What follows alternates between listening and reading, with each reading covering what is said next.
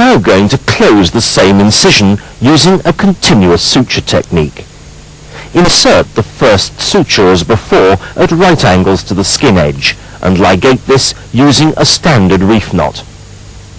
However, in this situation, just cut the short end and hand the long end of the suture to your assistant, who will follow you during this procedure. The second suture is put in a standard manner as before, and then the suture snugged down and handed to your assistant. Here comes the third suture, the distance apart being exactly the same as for interrupted sutures. Work along the wound each time ensuring the same tension, and then hand it to your assistant who maintains that tension.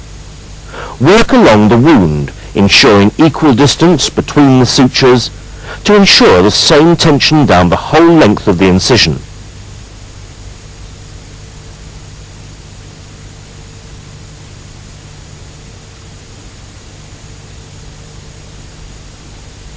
After the final suture has been inserted, leave one loop long and then ligate using a standard reef knot technique. Once this has been tied, you're in a position to cut both ends of the suture material.